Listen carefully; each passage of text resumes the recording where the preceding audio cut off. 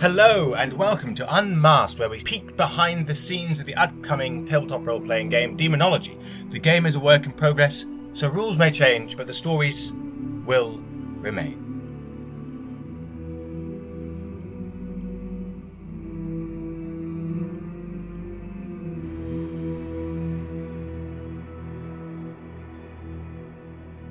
Welcome back. I am Chavonne, and my pronouns are he, him. And I'm Alex. My pronouns are he, they. So what did we do last time around here, Wilcox? Well, we were talking about all of the people in Europe that we made up and that are real. We didn't talk about all of the people in Europe, so that would be a lot. But we talked about the ones that fucking mattered. So we also then had a look at the basic rules of the game, how you play it as a player. But we're going to be going from a different angle about that today. Sort of on both. We're doing the mirror version of both, aren't we? Indeed we are. Today we are talking about the basic medium rules. We've seen how you play as a guest. Now, how do you actually put together a game of Daemonologie? But before we do that, today's lore are about the biggest big bads in all of Bonnie Europe. Yeah, all of your season of Buffy. Oh, absolutely. Yeah. Each of these is definitely a season of Buffy villain.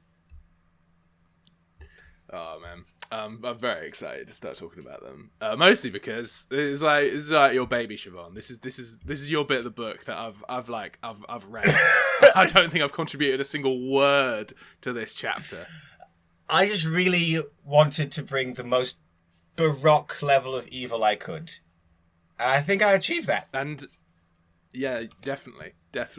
Okay, yeah, so should we crack on with that? Absolutely.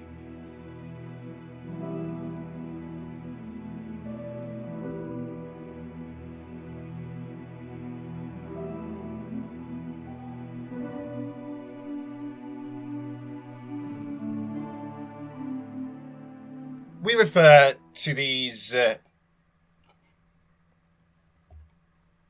collection of the most wicked as...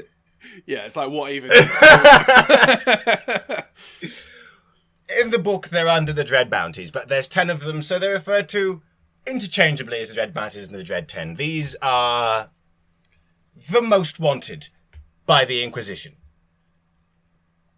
Every Inquisitor gets given them as a pamphlet when they start saying, if you see them, run away and tell us, please.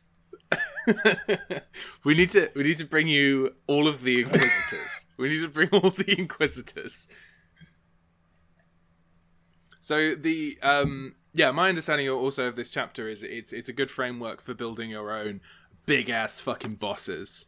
Of like, if you wanna make a boss yourself, you can add special acts combative. You can add special sort of like witch powers and abilities. You can add your own monsters that are unique to these Dread 10 or these Dread Bounties that you create yourself. They're sort of like they're a framework of really horrible high-end shit. Absolutely. We have 3 flavors of Dread 10. We have your witches, we have your vampires, we have your immortals. There are 3 different witches. Technically, there are 4, but 2 of them are one. If you've ever seen Codename The Kids Next Door, think the family of darkness in that. I have no idea what's going on. But it sounds some scary. may pick it up. If just one person picks up my Kids Next Door reference, I'm happy. Yeah, fair. We have 3 different vampires, and we have 4 different immortals. There are some names amongst the Dread 10 that you may recognize as enthusiasts of the occult or of fantasy. We were talking about it before. I think there's one from each sort of like group that most people are going to get. And then there's sort of like a second tier that like you'll heard of maybe one. And then there's a tier of like, if you have ever even heard the name before. You've already won. You've already won the pub quiz. All you have to do is name it and you've won. Have the Daemonologie. But we're going to go into detail on one from each of these categories.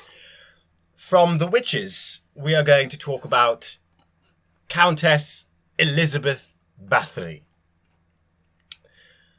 which is a name that some may recognise. Do you recognise the name, Wilcox?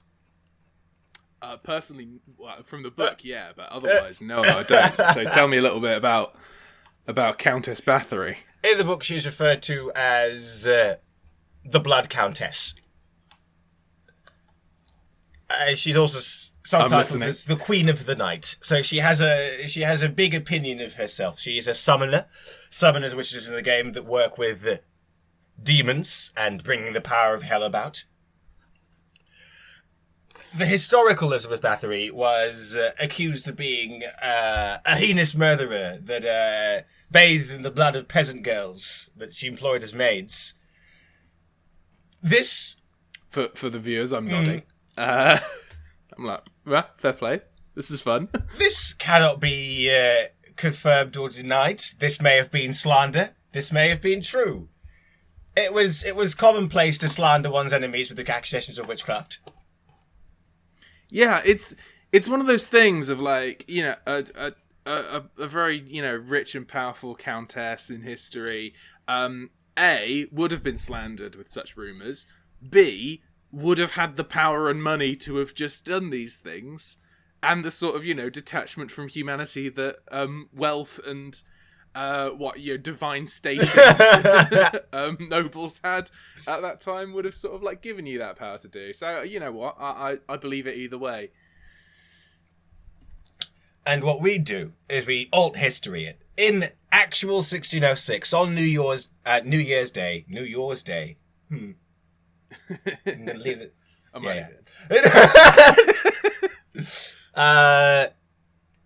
So the man her late husband had entrusted to look after her and her children, Georgie Thurzo, came to arrest her with a number of the Hungarian Royal Guard.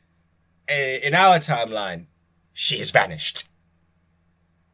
So I'm seeing Emperor Palpatine with Kit Fisto, Mace Windu, and I don't know the other one. Oh, Cissé Tin. Fair play. Man with the big horns. Honestly, all those characters get so much more life in the animated series than they ever do in the films. I have been recently watching Clone Wars. In for a real treat. You're also in for Kit Fisto's Jamaican accent, which I adore. Yeah, I've just met Kit Fisto. But this is very. So tell me about the Countess's legendary abilities here. Right. So the Countess's legendary ability, she has two legendary abilities and one great power. All of the Jotun have two legendary abilities and one great power. Make it fair. She is a blood bather. She uses blood in all of her black magic. And this has given her powers equivalent to certain vampires with their blood magic. She can make blood scythes, and she can suck the blood out of a person from 100 paces away. Ooh, like bloodbending. But nastier. Nastier. She has her second legendary ability is her coven, her brides of Lilith, which is 3 of her handmaids that escaped with her, and her porter, a man called Janos. Janos, you're in over your head. Whilst her great power is tied directly to her desire to bring the Empress of Hell onto the earth and marry her. Ooh. Oh, I like that. That's nice. Yeah. She's the only witch in the game, at least canonically, whose patron is the Empress of Hell, Lilith. It's monstrously imposing. She keeps performing a ritual that involves summoning daughters of Lilith, sacrificing them to try to bring Lilith into being. So it's so imposing, she is sacrificing the most powerful demons in the game to try to bring about the most powerful demon in the game. Yeah. I think. I don't know. I don't think we have any characters who are patroned by Satan themselves. So that's definitely the most powerful patron that we've got there. And that's Elizabeth Bathory for you. There's the Blood Countess, Queen of the Night, trying to marry the Empress Lilith. Ah, fair play to her. Good luck. Godspeed. Let's those crazy gals. Let's hope they get together. I do not doubt that like there will be campaigns where people are like, oh yeah, absolutely, let's make it happen. Oh, Countess Bathory, we're on your side. Let's get you and Lilith to hook up. Let's help a sister out. Oh, fair play. So among our vampires, we have, I was saying to Wilcox, we have one who is so ancient, if you look her up, there are no images that exist of her whatsoever. When I was Googling, I missed one letter out, and it was like, there are no such results. For any students of history, and of ancient Babylon in particular, you may recognize, I don't know if you will, you may recognize Adagope as the mother of the last king of Babylon. And Babylon, a famously quite nice place that had nothing bad happen to it, right? Yeah, absolutely. Famously a place that nothing ended in catastrophe. Mm-hmm. She was the last priestess, and is the last priestess of a religion that no longer exists. The last priestess of the moon god, Sin. And no, I didn't make that up. It is just spelt like the word sin. Yee. She sounds like a Dark Souls boss, I know. She really does. Oh, mother of the last king of Babylon, last priestess of sin, Adagope. Yeah, absolutely sounds like a Dark Souls boss. Sounds like one that would make a bunch of players just like start hysterically crying after the 17th time they couldn't beat her. Yeah, I've been there. So Adagope, ancient priestess. What's she about with her abilities? With her abilities, she is the matriarch of sin, of course. She has proven herself most devious as a vampire matriarch. And she gets 3 different things she can do. One acts hysterical, which is her creeping revelation. She turns up somewhere and she just sends people mad. Because she sends people mad in order to see the future using them. Yeah, she burns through the minds of human targets to sort of clarify the space in their head so she may peer through the ether. I really like the idea that she's using minds like when you're trying to reveal secret messages on like a piece of paper, just sort of like putting it over a candle and sort of like, oh, it's starting to burn through, but I can see the words. So they become her mad seers. In combat, she can turn your allies very, very confused, making you attack each other. And she is invisible. She just makes herself invisible in combat. She can't do both things at the same time. So if she's controlling your ally, she can't be invisible. But if she's invisible, it just makes it much harder to hit her. I think just like safest way to go about it is just everyone wear tinfoil hats.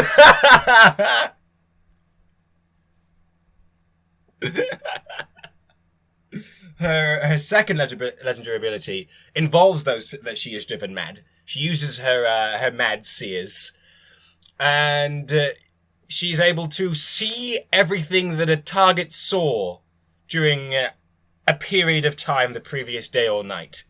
Yeah, very powerful. Very powerful.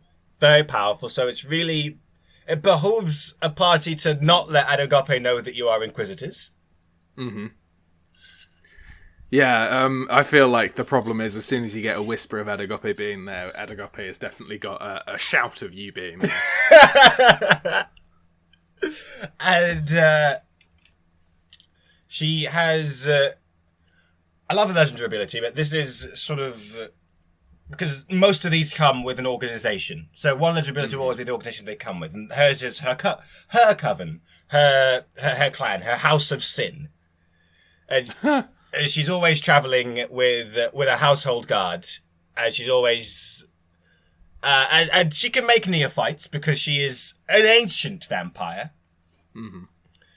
So again, it behooves you to find her quickly, without her knowing that you're there, because then she'll just start making vampires and sending people mad and seeing what you've been doing. And if everything goes really badly, her great power, they'll go around drinking the blood of people in the region, and then, under the light of the moon, she will be able to control the bodies of all those she and her house have drank from. Whew. Yeah, so, again, keep the blood away. Keep the blood far away. It's a containment thing. Right, finally. I really like. I've got to, like, you know, I've said this off camera, but I really, really like what you've done with this next one. I think this is great. We have our immortals, of which there are 4, and we have, I would say, the most famous of these immortals is Mordred, true King of England, heir of Arthur. We did actually cover the kind of monster that he is in the previous episode. He is a hogboy. Yes. Very good. But he is an ancient, very ancient hogboy. We're talking, like, 100 years before the birth of Christ. Ancient hogboy. So we're repping 1700 years of life here. And yeah, that's just gonna mean that he comes with a very, very large amount of undead around him, and a very, very well established, powerful barrow. And if that weren't bad enough, because most hogboy tend to, you know, stay where they're from, Mordred doesn't. Mordred considers himself, as I said, the true King of England. Mordred has a great, powerful house behind him, of people that are alive, who have been alive. It's an unbroken noble line for 1700 years.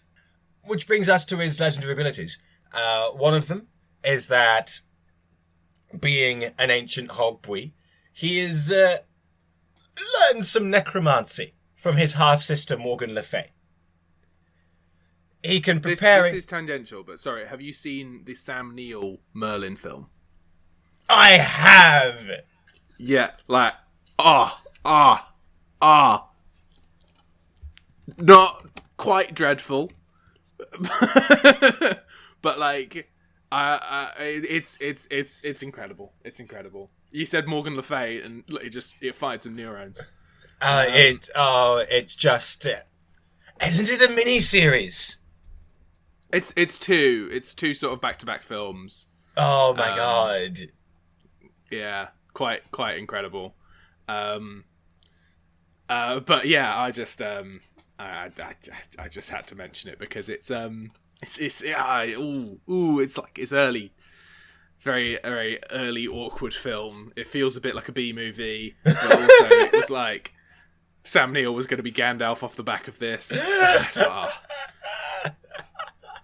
Oh, it did not work out the way that he is. There are so many great actors in that film, and no one comes off well. No.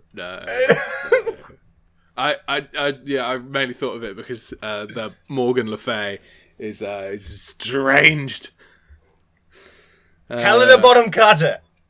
Yeah. Helena Bonham Carter. There was her warming up to Bellatrix Lestrange for sure. Mm-hmm. Very much so. But I apologise. You're talking about the necromantic powers of Mordred. Absolutely. He can prepare and cast spells by himself, though not rituals, because we need some restrictions on these monsters. And he can make night actions like Spirit Away and something wicked. So Mordred and his barrow and his house can just kidnap people as needs be. And as head of his great house, he's always accompanied by a few Knights of Archive, who I'll come to. And sometimes a few of his house just travel with him. Which needs his license to his... Go on. Oh no, I'm excited to see what he does with all of his stolen people. Oh yeah. So the blood of Mordred, that's his house. They can appear absolutely anywhere as adversaries without their undead patriarch, with or without sorcery, and sometimes they'll have knights with them. So the blood of Mordred is more of an existential ability. The fact that Mordred exists means that the house exists. Mm-hmm. And then you have the Order of Archive, as I mentioned. They're basically evil Presidium Knights. I really like their powers are very cool. Of just some elemental nonsense. I worked out that there must be roughly about 50 of them. Ooh, from the numbers I did. That's quite an order. That's quite an order. It's not, like the hundreds or thousands, but the main Knights of Archive have all named themselves after Knights of Arthurian legends. So you have Grandmaster Gawain, Gaheris, Gareth, Agravain, Morholt. Anyone who knows who Cardok and Malagant are, again, can have the sticker from Daemonologie. Just wear that with pride. If you've got two now, very well Very well done. But actually, in fairness, if you know who Morholt is, you can have another sticker. And what did you do with the people, Wilcox? It's the King of Many Faces, of course. Here we go. His great power. So how do you keep an unbroken noble line living in the manner it's become accustomed for a millennium and a half? I don't know. How do you do it? I've been trying to work this out myself. It's fraud. It's through fraud. So he turns up in a place. They figure out who's going to acquire great wealth. They kidnap that person. Mordred takes on that person's appearance, signs away the deeds to all their lands and monies, and then a few days later the person dies in an accident. It always doesn't it? It always comes down to very simple, legal, or illegalities. Very small illegalities. Very mundane. It was how'd you get Al Capone?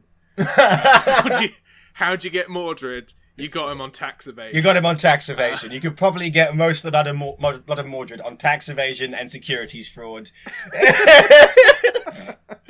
I've got to see that campaign of just 5-player characters that are all investigators with accountancy and trade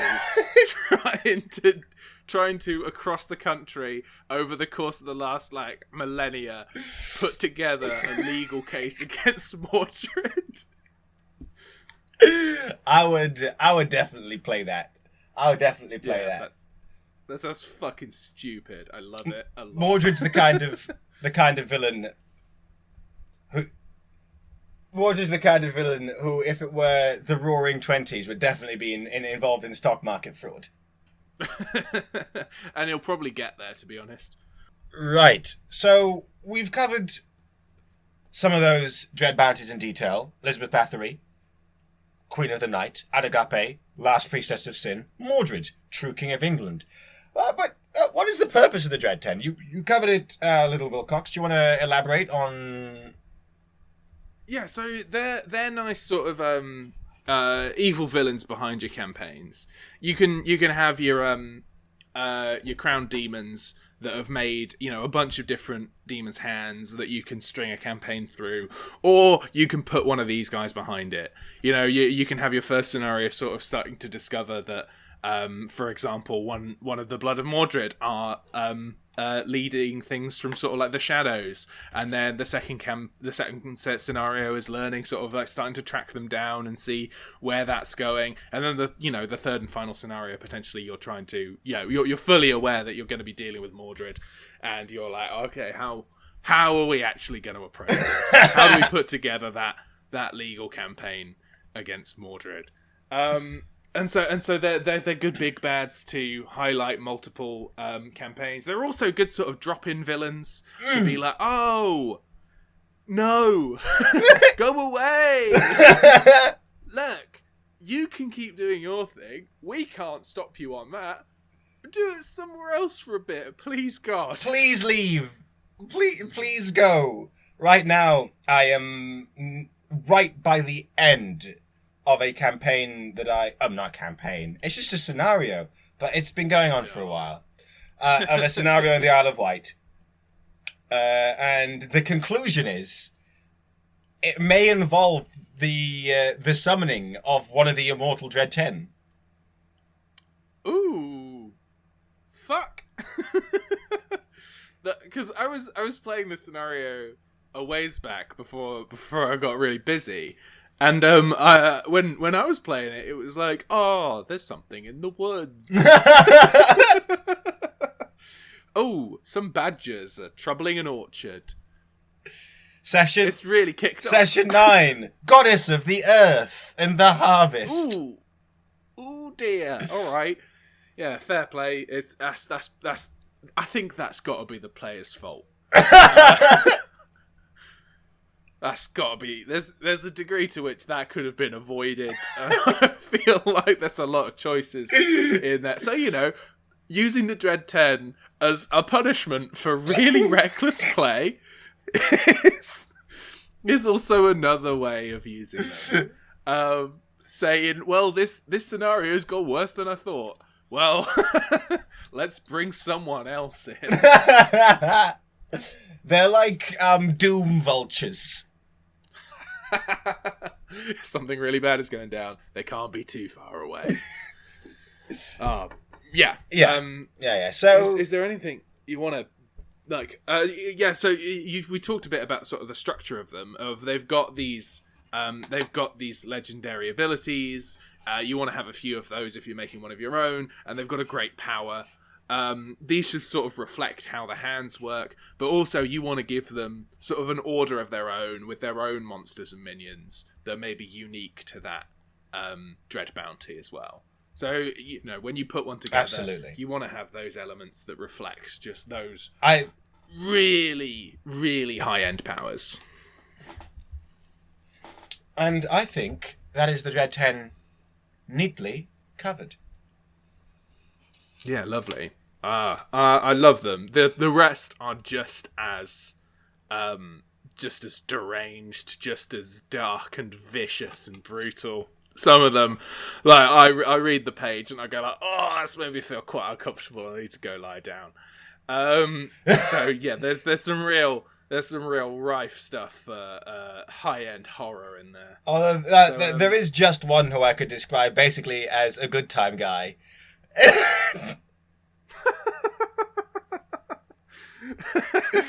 who isn't really like an existential threat. It's just sort of like, oh, your mate's had too much down the pub, but your mate is also a legendary monster. I think I can take a wild guess at who that is. But yeah, Fab. Let's come back and let's chat about some of the abilities and some of the rules for the medium and how that's going to work. Absolutely.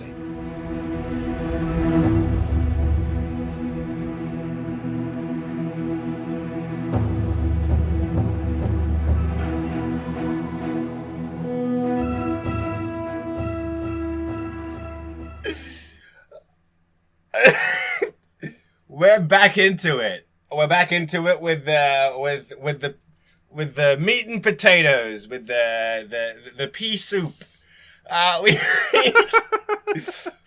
Oh, incredible! Stay to the end to find out why we don't know what we're talking about. So we're talking about the rules that are on the back of house. These are the rules for the medium that the player characters will see the impacts of, but will not engage with quite as directly. So we're going to be talking about that timeline, the sort of like the ticking clock of the game, how you can measure all of the world, and also how you structure the each sort of like act of play, each session of play, but also each movement, each scenario and campaign that you're going to play. So, Chavonne, let's crack on open with that ticking time bomb, hysteria. We talk about hysteria a lot in this game. It isn't just a word that we're saying, it is a mechanical fact. People are getting very hysterical with a capital H. Every time something bad happens, hysteria rises. Every time something magical happens and is seen and has no explanation that isn't just, oh gods, sorcery, hysteria rises. Every time perhaps sabotage is seen, a fae is seen, strange thievery, anything unusual, anything horrible happening raises hysteria in the game. There's also a mechanic that sits alongside it, which sort of emphasizes all of this, which is public opinion. If everybody in the region is a big fan of you, and you've come around and you've sorted all the problems, you fixed the hole in the wall that the werewolf caused, then public opinion is going to rise, and it's going to make hysteria rise at a slower rate, especially with the stuff that you're doing yourself. If, however, you're coming in and, trashing a person's house and trying to make sure that you get to the source of the problem just as quick as possible, public opinion might lower and cause hysteria to rise even faster. If public opinion is pretty low, then you're also probably going to be the first people that are pointed to when the Witchfinders arrive.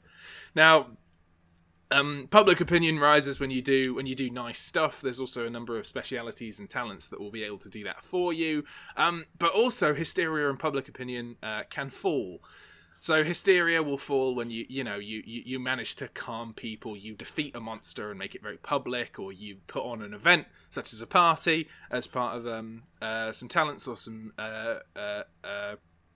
specialities, or just you put on a party on your own and you try and make people calm down a bit. But there is something which happens when hysteria crests certain points, and these are called auspices. An auspice is a bad thing that is going to happen when hysteria reaches a certain level. So, won't go through all of these, but at hysteria level 50, angry civilians are going to start taking to the streets. At 90, the Witchfinders will have arrived and will have started their trials. At 130, the witch is going to start some of the biggest black magic that there is available. And if somehow you fuck it so severely that you get to 200, Satan will walk the earth. Because Satan will be sitting there in hell and going like, oh no, great time for me to just wreck this whole fucking county. If Satan does walk the earth, it should be canonical for the rest of your timeline that you're playing in that county doesn't have anyone go there. Because Satan walked there. There are only a few ways in the game to make Satan leave, and they're not very consistent. No. You are likely to be destroyed if you face Satan. Satan's just bigger than you. So that's the ticking time bomb. That's the thing that is sitting alongside the back of each scenario and each campaign to make sure that your Inquisitors are performing their investigations and not making sure that everybody is deathly afraid of the devilry. But there are a few metrics to help you with how you're playing the game, and also a few things that can be tracked to make sure that progression is occurring and you're able to traverse the world simply and with sort of like a bit of mechanical guidance for how to slot in with talents and specialities. Right, so one of these metrics is prestige. Characters gain ranks. As they gain experience in the Inquisition and they do useful things. They gain ranks. You may have listened to the actual play podcast. If you haven't, we asked the questions, the 3 questions that determine how the investigation is going. If they've learned a new detail, that may lead them closer to the threat. If they gained a new and useful ally against that threat, have they formed closer bonds with their fellow Inquisitors? Each of these will give prestige points. Prestige is also gained as spoils after certain confrontations. And in this way, players can keep an eye on how they're actually doing in terms of getting towards the threat. Because if you get more prestige each at the end of each session, you know that you're actually approaching an answer. If you, the 3 questions are there so that you can keep on track. And if you're not answering the questions, then maybe you're playing the game a different way. Maybe it's you're not getting closer to the demon's hand. Hysteria is probably going to be rising at a rate that is not so helpful to the pace of play. So it might be just a time to start speeding things up or changing play styles. But there's also a nice little question in there of, have you formed a closer bond with one of your fellow Inquisitors?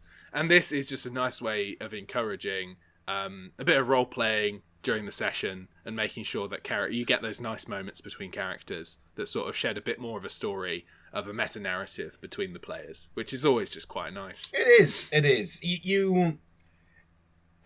is really great to figure out who your Inquisitor likes and doesn't like among your own party. Yeah. Another metric, time and travelling. Time is very important in Daemonologie because you are against the clock. There is this ticking time bomb of hysteria. So we like to keep 2 phases, day, night. Most investigation happens in the day. Morning, afternoon, evening. These are 3 periods. Then 2 periods of night, early night and late night. And there are roughly 3-hour periods of time. So morning, dawn until noon, afternoon, noon until sunset, evening, sunset until dusk. And then night is everything from dusk until dawn. Yeah, I think afternoon is technically the longest of those, depending on what point you are in the year. But also, they don't really. Correct me if I'm wrong, but I don't think they have o'clocks at this point in time. They don't have many clocks. No, there aren't very many clocks.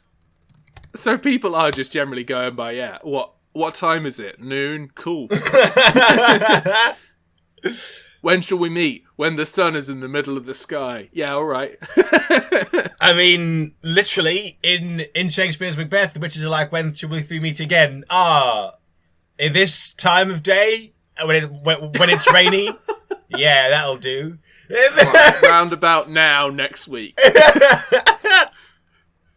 What free lives. What project management nightmares. Yeah, you didn't really have a clock in your house. If there wasn't a clock on the cathedral or a sundial nearby, you were like, I bet it's this time.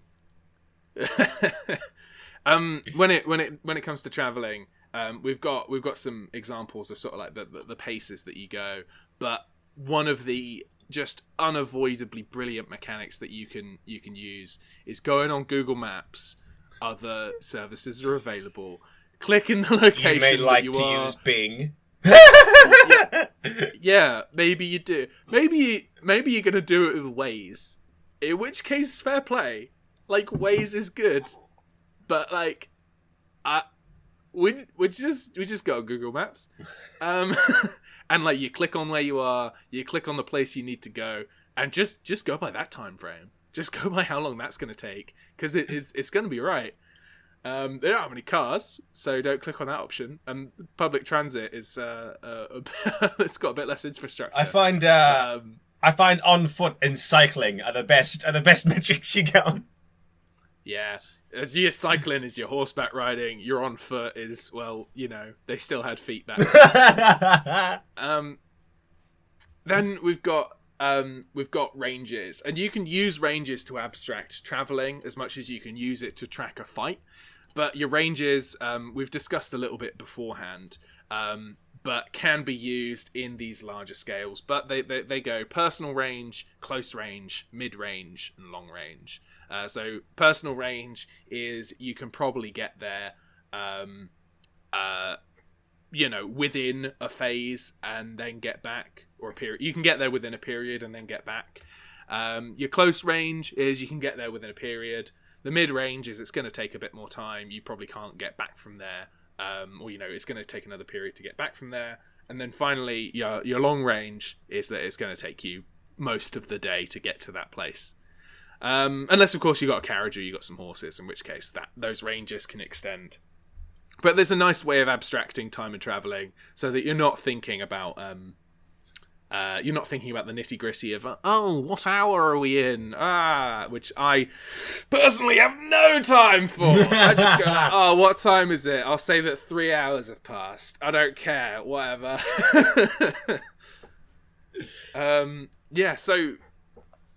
we've got time on a broader scale, which is the entire scenario that you're going to be playing in, which will probably take about a week of game time. It can occasionally take a few days, it can occasionally take a bit longer, but this week sort of defines a scenario. And so a scenario is a single mission, a single devil's hand that you're going to be finding, or a single coven.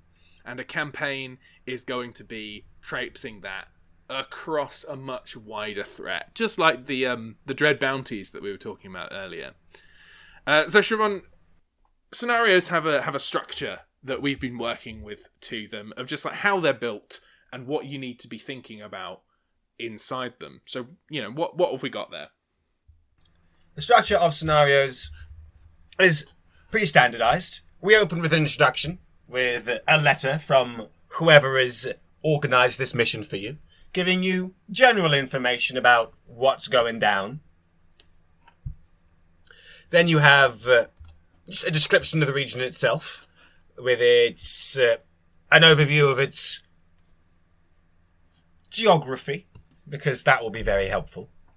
Maps are very, very helpful. We like to include a map with an overview of the region always, so that you can see where things are situated away from each other. We have the oddities in that region being described, and we have the factions. We come to the threat. You give background to your threat, and then you say specifically who the threat is. So, for instance, in Wales, the threat that you've been dealing with is, you now know, the fan club of a certain poet. Yep. Wildly so. As you know, you have the background behind this, and then you know that they're the demonic patron that hand has. Now, again, if your threat isn't a demon, within your threat you can still say, well, who is behind the people working here? Then you have the members of the organization that you are working against, and their servants, which is typically. So it's a bit like a reverse faction, and we'll get to factions just a little bit in a second. But you have sort of the factions that play in the region, and then you get the sort of the evil factions that play in the region. Yeah, and of course, if you're following along in Bristol, of course, one of the factions that play is the people linked to the East India Trading Company, which is definitely an evil faction. But they're not technically the villains here. They're the villains of the real world. They're the villains of history. But, yeah, very much. Then we come to that idea of time again. We have a section on outcomes and time frame. The outcomes are just a set of, if this happens, then this. If this, then this. They're how things can go overall.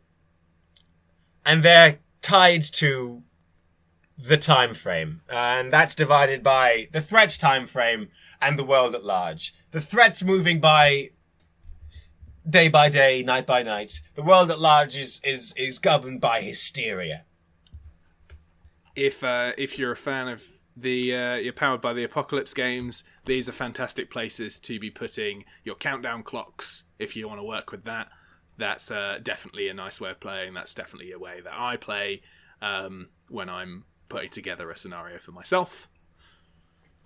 I like to organize my threat by little subheadings and say, what will they do here? What will they do here? What will they do here? What are the consequences of these? And I like to keep a schedule of night actions with my threats. I, however, am a massive improviser and will just do horrible things depending on where the players are. I also do say in the way that we've structured this that you can just move things up if you think, hey, I want to mess with them. And yeah, generally speaking, just do the thing that drives the action along a bit further. We have the trail, the actual investigative part of this. We have artifacts and we have encounters. Now, I shall come to more of that a little later on. Mm-hmm. So we are going to be releasing plenty of pre-written scenarios and campaigns. This is mostly because we've got an abundance of ideas, and we've already played about like 8. Yeah. You've played so many already. Just by virtue of playing the game again and again and again, we have essentially written scenarios again and again and again, and we've found sort of a structure that works for us. But you are so very welcome to make your own, and we really encourage just playing with... Well, the first scenario that we created was based on an article that one of us saw and said, here are these caves in fucking East Midlands that had some weird markings in. Let's do a demonology scenario around that. And that was pretty much the first one that was made. And, you know, do things like that. Find stories about weird bits of folklore, or find stories about unexplained weird mysteries, and make something about it. Make some wild demonological horrible events happen. It is the gaps in history that are waiting to be filled with demonology. Lovely little tagline. So yeah, each scenario also has some rewards to it that come at the end when you finally wrapped everything up in a nice little bow. Scenarios have different severities. They are the severity of the demonic/supernatural incursion. They are chilling, which is your easiest. We describe that as being lives are at stake, livelihoods, but most people will forget this in a few years. I feel like that's definitely Wales. Yeah. This is definitely the adventure being played in Wales by the illustrators and by Wilcox, where people will be like, remember that time the day became night once? Nah, you're misremembering that. That didn't fucking happen. That's ridiculous. That'd be absurd. That was just a poetry competition.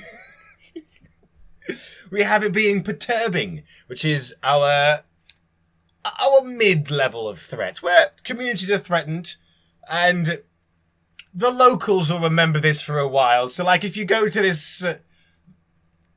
This is the Isle of Wight, actually. If people go here and they ask, hey, what happened here? They'll be like, oh my god, this whole hamlet, it died.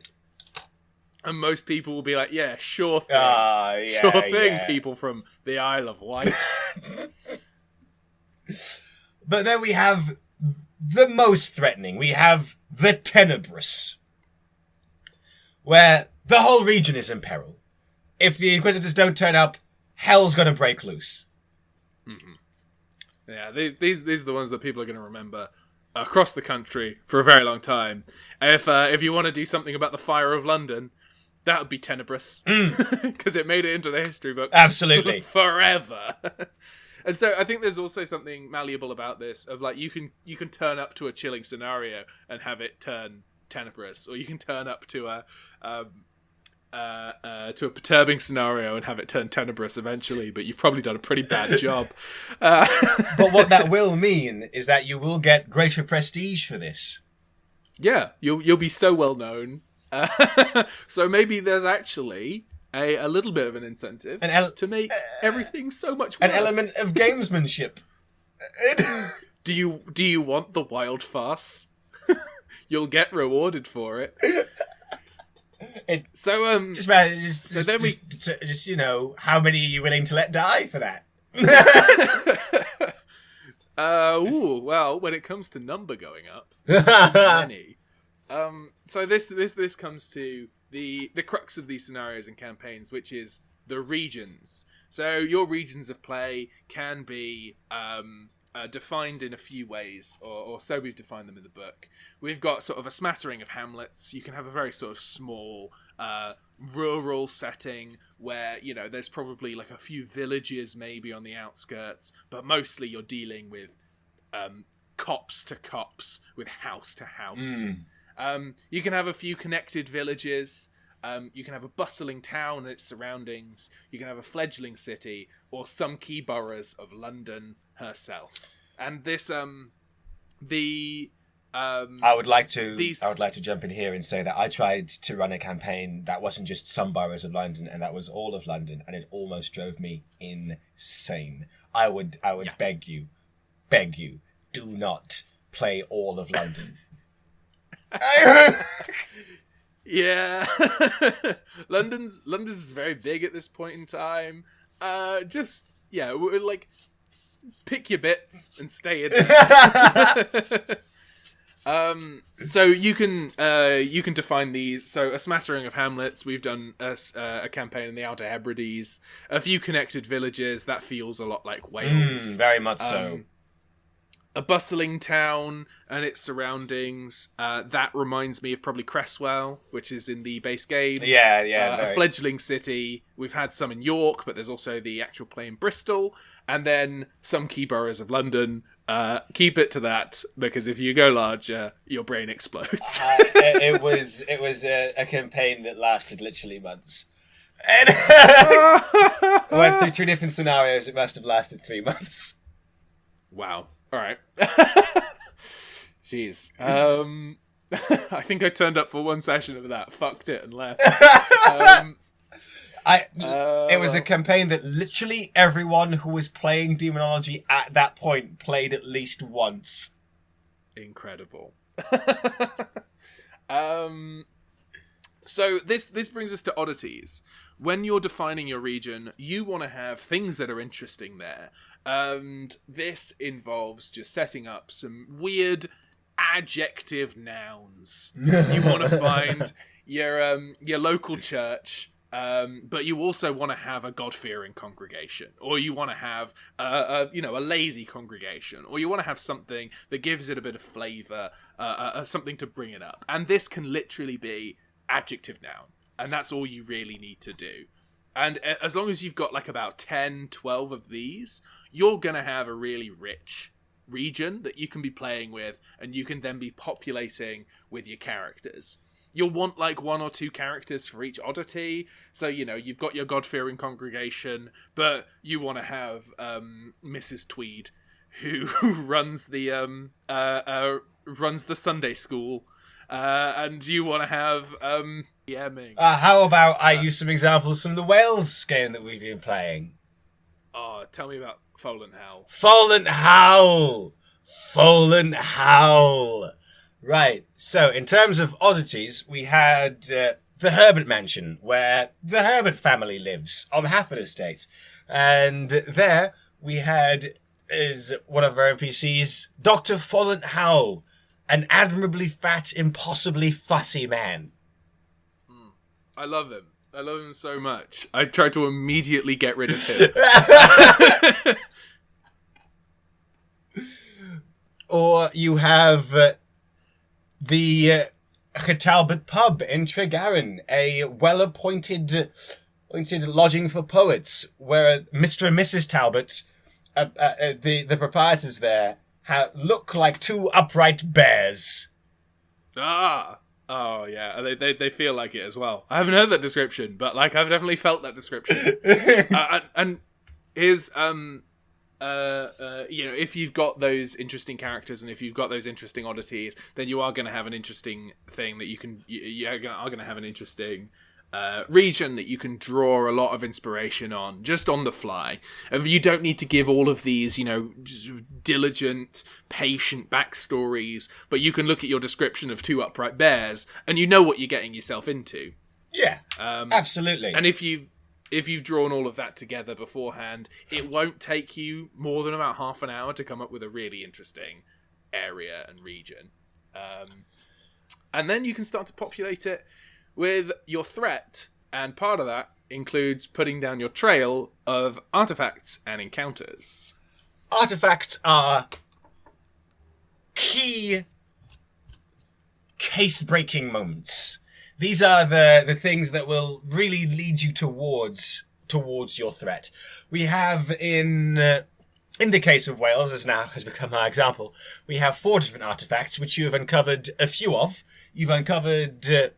So, for instance, they can be some letters, they can be people, they can be places, these artifacts that lead you towards breaking your threat. You have the squabbling retainers is an artifact that you have in Wales. You've discovered the argument going on between 2 families of farmers about who gets to marry the Lord's daughter. It's these little sort of like fun details which can start to point you in the way that you need to be going. For example, in the Bristol campaign, we've got that big show off between the constabulary and between the merchant venturers, and the hand is trapped somewhere in between that we haven't quite seen the payoff of that yet.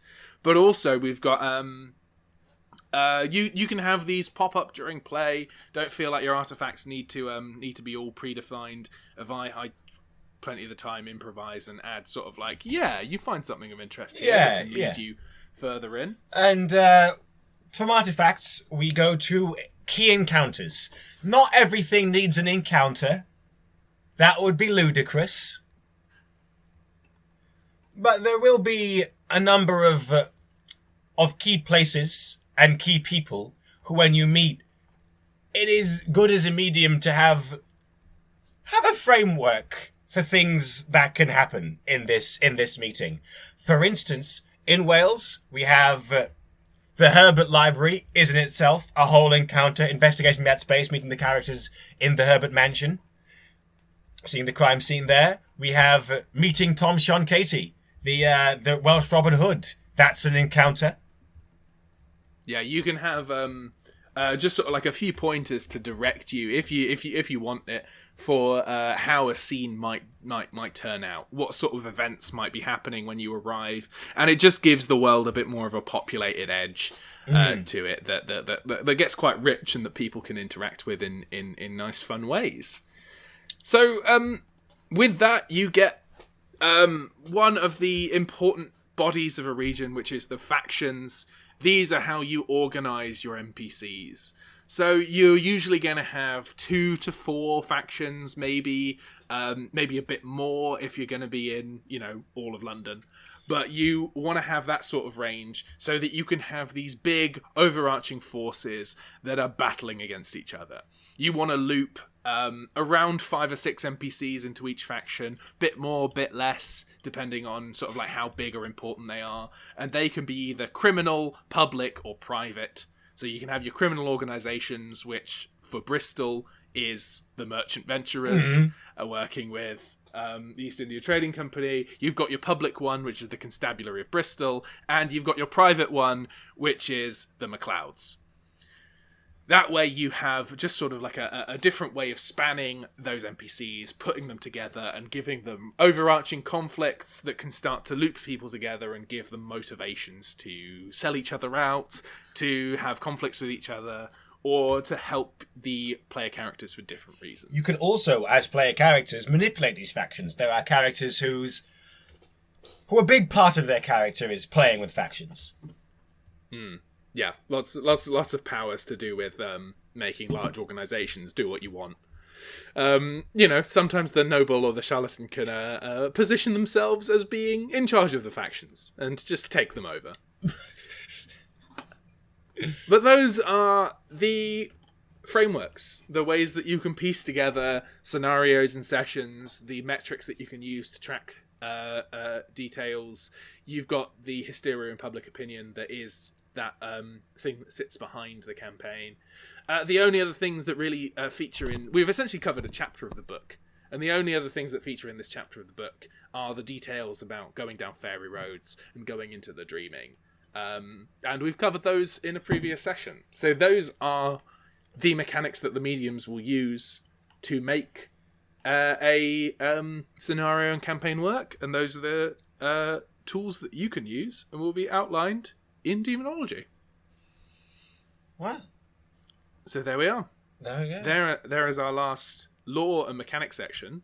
So let's take a little moment and come back and chat to some last members of our team.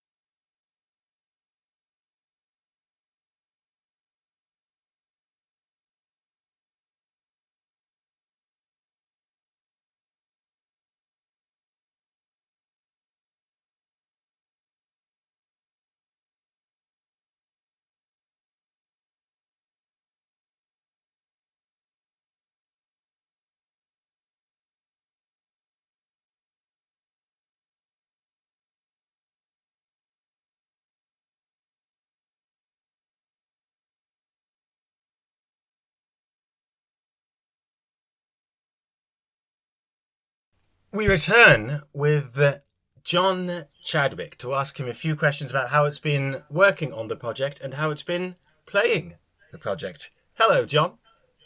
Hello. Hi. Nice to be here. So John, do you want to just sort of like introduce yourself, who you are, what you do, what your pronouns are at? Yeah, sure. So I'm John. I'm he, him. And so I know Alex and Chavonne from our time at the University of Birmingham. I studied creative writing there, and then wildly, nearly kind of 3.5 years later, I'm in an arts career. No, I'm just kidding. Of course, I'm not in an arts career. I started learning to code, and I now work as a data scientist, and that's relevant to kind of my involvement here because I'm doing some technical stuff with programming, which I'm sure we'll talk about. Yeah, lovely. To come to that technical stuff with programming, we'll talk about it right now, actually. Fantastic. Precisely, we say that you are our web designer, our bot maker, but what does that entail? Okay, so basically, when we first went into lockdown, you guys were kind of how it all came about. Was you guys were looking to do playtesting because you've been working very hard on the system, but obviously playtesting brings its challenges, and doing that virtually kind of doubles those challenges. And the same thing is true for a lot of tabletop gamers. Kind of, God, real cringe at the word gamers, but it is real usage here. The same thing happened to a lot of people who play on other systems like Dungeons and Dragons. So they all have tools to help us play online, whether it be kind of virtual dice rolling or even better, you can have systems like, for example, Roll20, which is a popular Dungeons and Dragons website, which kind of visually or through a text chat helps you kind of visualize what's going on in the game. And I kind of, as I was hearing of you guys going into playtesting, I was like, oh, that'd be really cool if you guys had something like that. And you were using, when I've played with you, we've used Discord. And Discord basically has this thing called bots, which you type commands and a bot will kind of just give you stuff. So you can have music bots where you you give it a YouTube video, and it will play the music of that YouTube video into the chat. So basically, I was like, well, I know that that's a thing for Dungeons and Dragons players. I wonder if it could be a thing for that. And a little bit of research revealed that these are coded in a language called JavaScript, which I had started picking up about a year beforehand. And I hadn't started my current role where I work in data. And to be honest, I don't really use JavaScript very much, but I was looking to pick up any coding experience that I could to kind of embellish my CV. So I said, hey, you know what? I'll have a crack. And as it turned out, I was kind of able to implement something that worked and could work for you guys.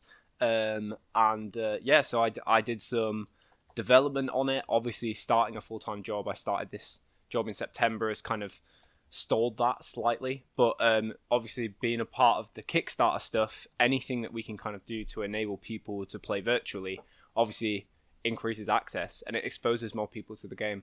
So it's a great thing to be able to do. That was incredibly professional. That's so comprehensive. Really, really, really nice and really cool. I think it's so. It never even crossed my mind, the thought of having a Discord bot, because we use Avray, which is just sort of good to be like a thing that you can have roll dice for you, and it has sort of like a lot of D&D functionality. But the idea of sort of removing as many sort of boundaries to accessing the rules and being on the fly with a lot of that information, it's one of the things that can get in the way of play the easiest, not having the rule book up there all the time, or not knowing where to search for something. So if you can just sort of ! Rule and then the rule itself and just have that pop up, I think that's absolutely incredible. And the fact that you sort of like came to us with saying that was a possibility is just like so exciting. Yeah, I think a big part of kind of D&D, in my experience of tabletop, is kind of how when someone rolls a 20, it's like to somebody, to the uneducated, to the uninitiated, that means nothing. But it's kind of like knowing that is kind of like a universal language, and it's like that's a success, and like everyone on the table will have some reaction to a 20 being rolled. So I think first of all, it's kind of the visibility of like when we can't all be in the same space, we can't all roll our dice together. So it's actually the idea of rolling dice or completing these probability tests with an audience via a Discord chat. But then it's also kind of I think it's the instant feedback as well. It's I when you have beginners to the game, and I've even been in this position with kind of Daemonologie where I do a roll and I kind of go, oh, did I win? And somebody has to tell me, because I'm a beginner to the game, but like also having it where it can sort of say, well, no, here is what you rolled, so you can see that. But also it's like based on like a simple concept like tests, they are generally binary. It's pass or fail. And just having that instant feedback and be like, did I pass or did I fail, instead of having to sort of decipher something in between, it just enhances the playing experience. And so like being able to do that, I know I sort of knew it was possible through early discovery and experimentation, and it was a real joy for me starting out to be kind of discovering these things and having that initial. You always have these eureka moments where you kind of go, oh, I made something work, that's great. But then showing it to you guys, and it's, it makes me think of where like, technology in a higher form is basically akin to magic. And you were just like, that's crazy. I have no idea how that works, but it's amazing. How have you done that? And I'll just be like, that's me. Yeah, you're a resident magician. Yeah. That's what it felt like. Speaking of your first experience playing, how have you found playing Daemonologie, and who is your character? The experience has been great. I've been playing a guy called Elmer Kosanov, who is Russian Orthodox, and he's a Presidium Knight class. And I basically I picked the Presidium Knight class often because in D&D I'm usually the guy that is a bit of a... I wouldn't say an agent of chaos, although it definitely did turn out that way in this campaign. But I'm the guy who... I tend to play something that's relatively simple, that's relatively pared down, like the fighter class comes to mind in D&D, that doesn't have a lot of extra abilities to add flair. And the flair is all my imagination. And so a great story that I'll always tell, which is like my style as a D&D player. I once we were allowed to purchase equipment before an adventure began, and usually we would only have access to a small amount of equipment, but our DM this time allowed us access to a large amount of equipment. So I bought a full like rope grappling set with a hook and pulleys and all kinds of stuff, and it kind of both enraged him and was a great source of humor that every time we walk into a new room, he'd be like, oh yeah, so you walk into a new room, there's 3 guards, it's medium light. And I said, but what are the ceilings like in this room? You're not going to use, John, you're not going to use the grappling hook. I've been telling you this whole time that it was a pointless purchase. I'm just like, I want to try and just find ways to just like, to bring dynamics that, like a DM from a medium or a DM perspective, like they haven't necessarily seen, and like force someone to kind of think on their feet. And from a medium or DM perspective myself, like I love when people do that to me. I know not everyone shares that, but it's worth it. I like take the average of all the people I've played with. I'd say I'm more fun to play with instead of a real annoyance to play with. I think you've also your character's one of the great characters sort of sitting in the middle of that that Venn diagram of chaotic Orthodox Eastern European characters and Presidium Knights with more weapons than sense. Yeah, just sort of that perfect Venn diagram spot of just like really capturing both of those elements that pops up a lot in this game. We have at least 5 Russian Orthodox characters. It's just as soon as the option's there's just like a set of people who are just like immediately yes. What has been your favorite moment using Elmer, Agent of Chaos? We're just going to tell the library story, aren't we? We're just going to tell the library story. Yeah, we are. Huh? You're throwing me the ball, and I have to strike it out of the stadium, and the ball is the library story. The library story. So basically, our party went to confront a man whose father was we basically caught red-handed, and we knew that he was a bad 'un. So we went to confront his son in this large manor house, and obviously we weren't necessarily sure what to expect, because obviously if you walk into a rich man's house and you say your father's a bad 'un, then he might say get out, as opposed to let me help with your inquiries. So Elmer detected this, and especially when we arrived at the house, Elmer's very attached to his weapons, and I was made to give up my weapons.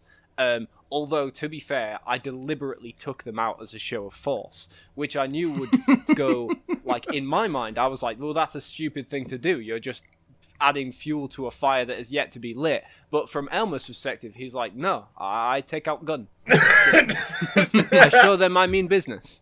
So anyway, they took my gun off me, and that was already a bad start. And then we went in, and I went, well, he's got all the security outside. He's hiding something. So I snuck off from the group, and I started exploring. And I found a library. So basically, as it comes to pass, I find some useful things in the library, in kind of this hidden compartment, which is especially strange. But I knew that without even looking, I was like, well, the fact that it's hidden is probably incriminating. And the players downstairs, the rest of the party, they go in, they say, your dad's a bad 'un, and he says, get out of my house. And I say, and he also says, also, because I'm also a bad 'un, I have these magical powers, and I can tell that your friend is snooping around, and he should clear off as well.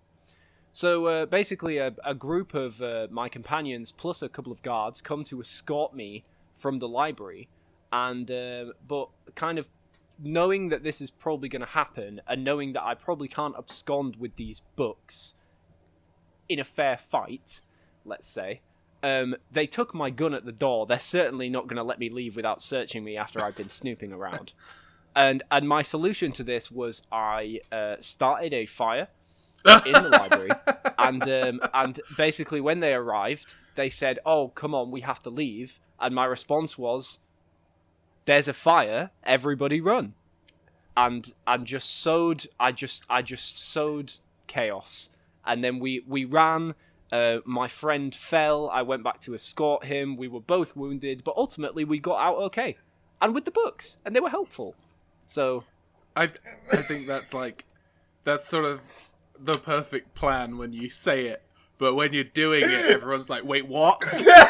What? Why are you starting a fire?" It's like, well, this is the baddies' place. I need to get out without being searched. It's perfect. Yeah, absolutely. That's the kind of thing where it's just like it's madman thinking, but also like that other, I don't necessarily know the famous phrase. This ain't exactly Sun Tzu, but it's kind of, how do they know what you're going to do next if you don't know what you're going to do next? Very much subscribe to that doctrine. I think that might be fight the enemy where he is not.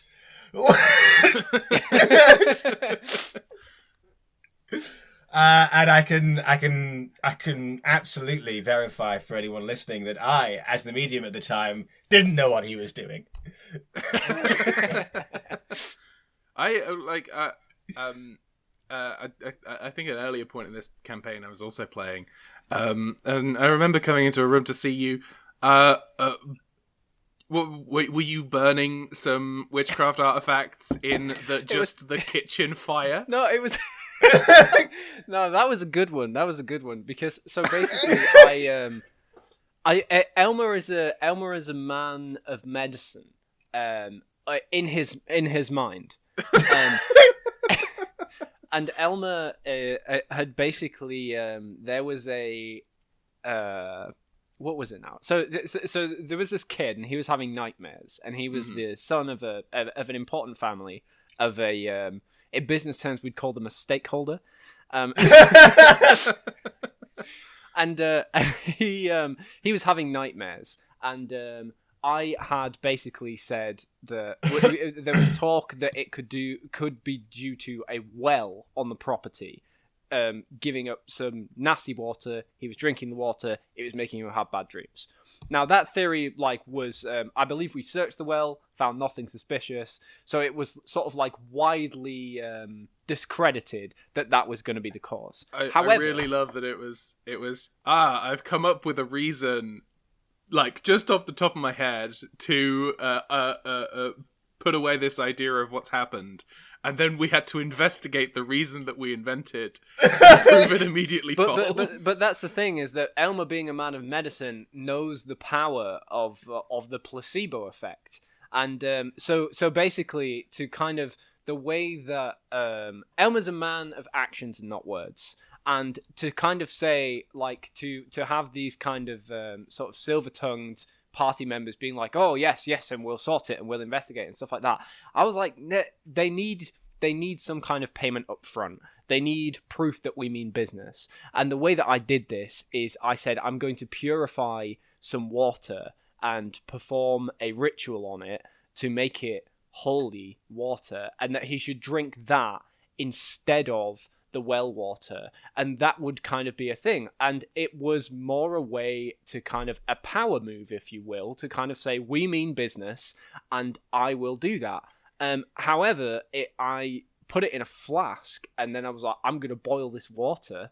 And it so obviously they have a kitchen, and they have people who work in the kitchen. So I sort of barged my way in there, and I was like, I'm going to boil this water. And it was like, "Oh, do you want to put it in a pan?" I said, "No, it must be in a flask." And they said, "Well, how are you going to do it?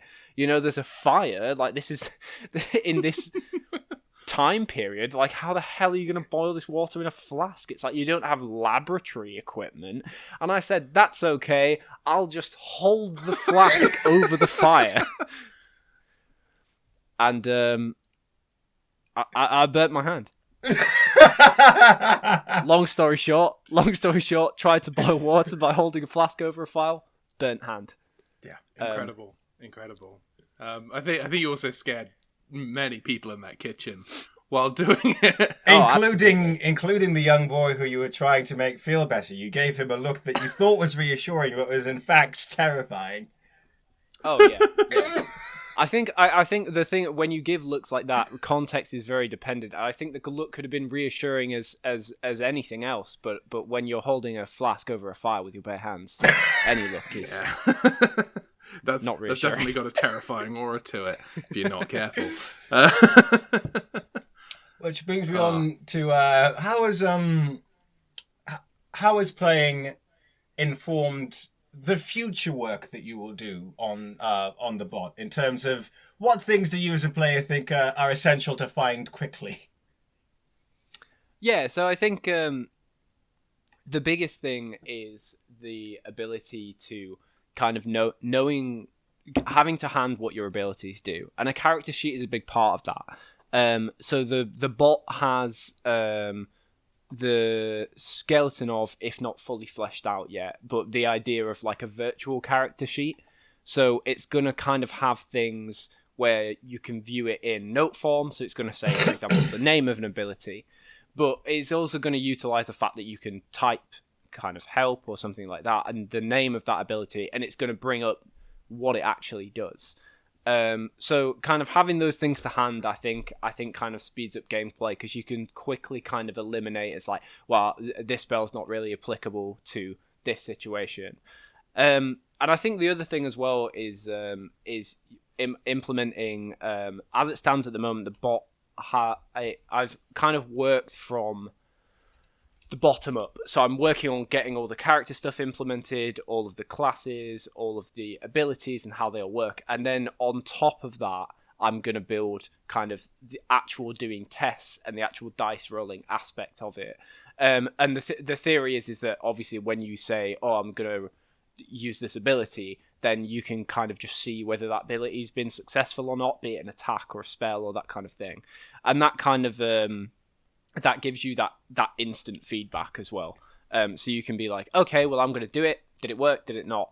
And then you can kind of go straight on to assessing the effects of something, as opposed to the hypotheticals of something, which I think is something that, like, as a player and as Elmer, like, not a fan of hypotheticals. It's like, I don't want to sit there and plan all day. I want to go steaming in and set libraries on fire, really.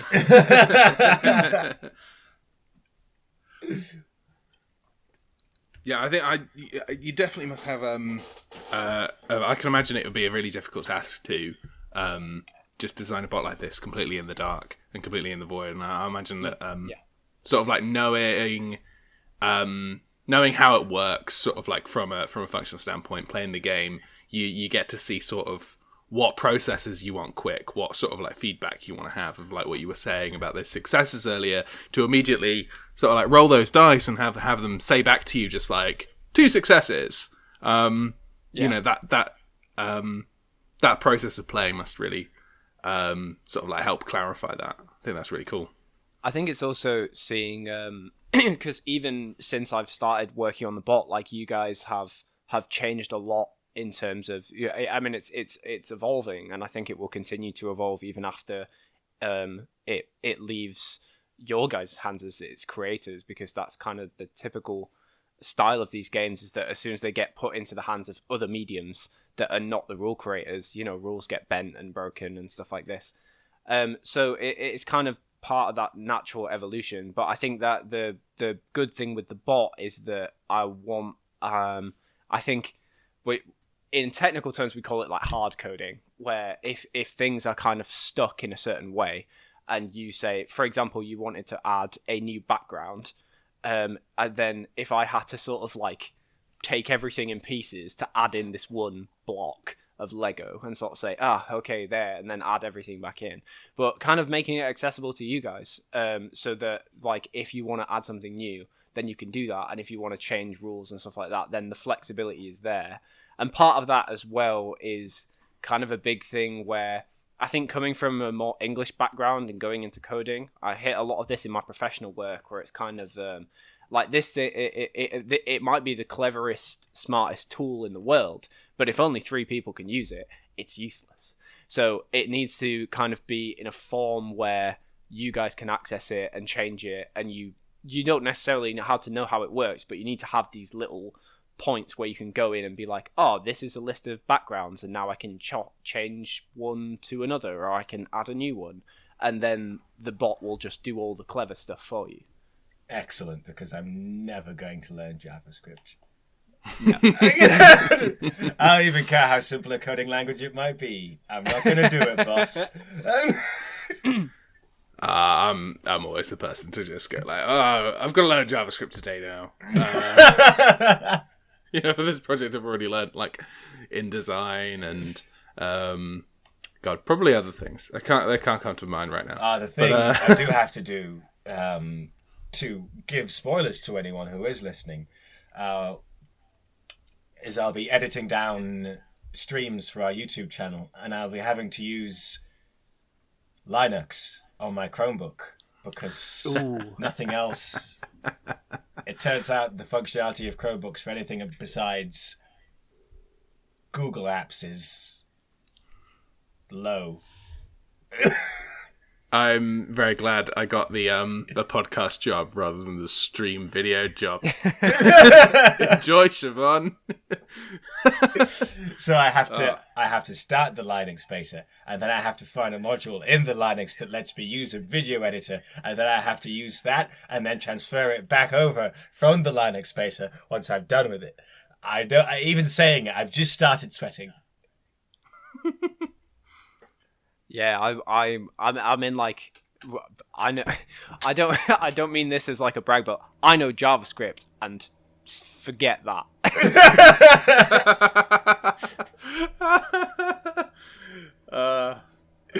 I think that is a fine point to wrap up this interview. Thank you so much, John, for your time today. No problem.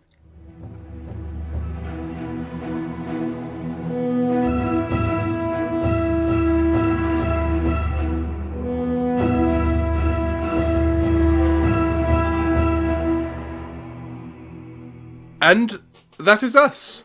That is us for today, where we've had some lovely discussions about some of the worst monsters and beings imaginable, as well as the rules that sort of sit as the gears that turn play.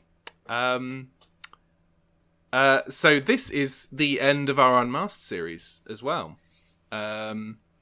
So thank you very much for listening through that. Oh boy, we've done it. We've talked. Yeah, we have. We've talked about almost all of the lore. Yeah, we've gone over quite a lot of stuff. I mean, it's quite hard to know where all of our conversations about the lore begin and end, because it's sort of just been a continuous stream for about 2 years. Yeah. I can absolutely clarify that my partner is sick of it, as are all my friends. Yeah, very much so. But here we are, and we've come to the end of talking about the lore, and now you can just have it in a nice little parcelled book in the future. But yeah, thank you so much for listening. If you've listened to everything, thank you for listening to everything. If you listened to just this, thank you for listening to just this. If you listen to this and the actual play, then thank you for listening to roughly 30-40 hours of content. Well, it's in the 30 region. I think it's in the 30. Yeah. It's around. It's a solid anime adaptation of a manga. But yeah, it's been lovely to have you. And you've heard it a million times before, but you're going to hear it one more time. You can find us on Twitter, Facebook, and Instagram at Daemonologie RPG. That's DAE Monology with an IE instead of a Y. Daemonologie RPG. You can also email us in at daemonologierpg@gmail.com, and we would love to hear from you. Music that you will be hearing is from Tasha Soffler, and the brilliant graphic design is by Oscar Russell. So with that, we are done. So for the last time, I've been Chavonne. And I've been Alex. Bye-bye. Goodbye.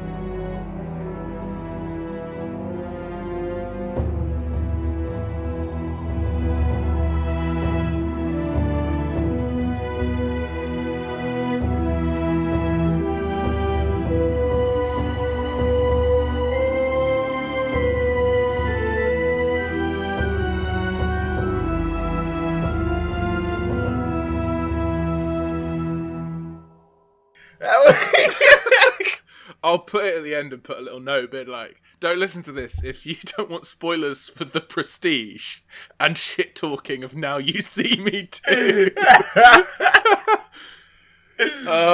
Wait, no, I'll just use that. This is that note. 3, 2, 1.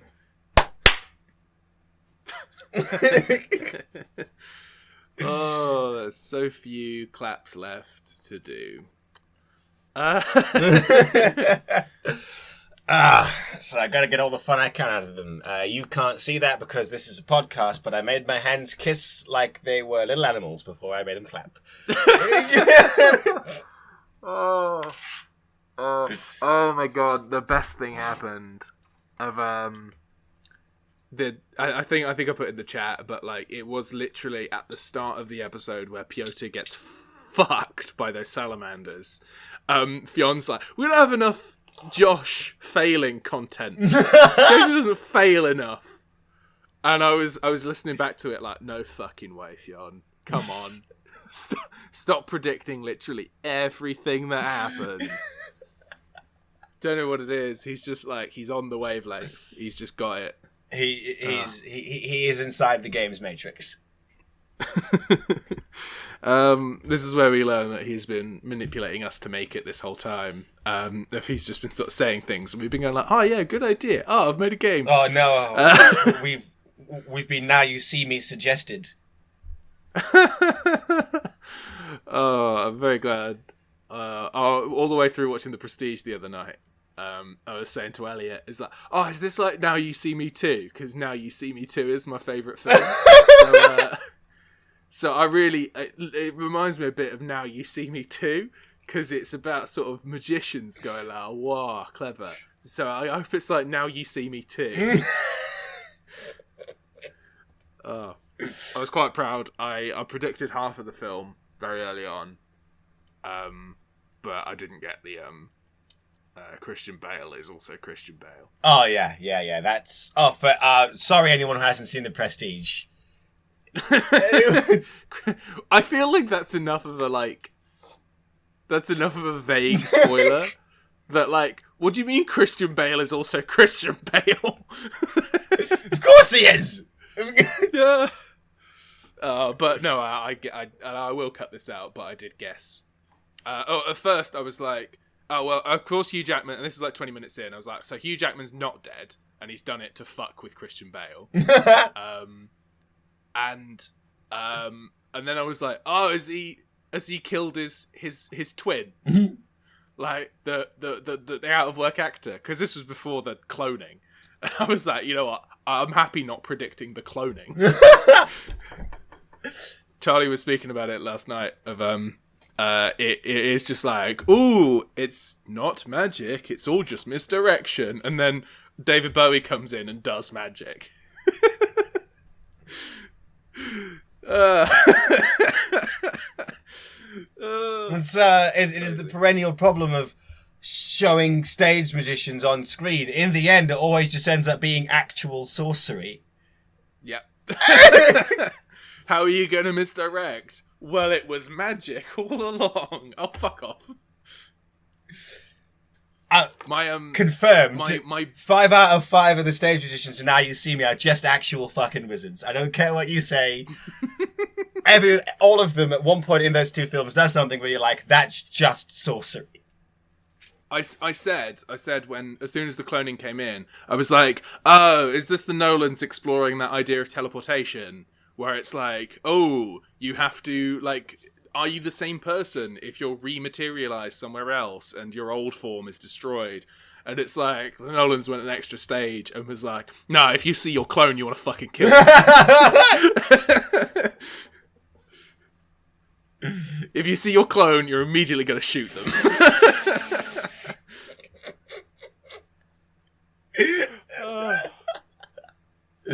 Love it. But that's 5 minutes of talking about the Prestige. So, so let's start talking about I think it's Daemonologie. prime content.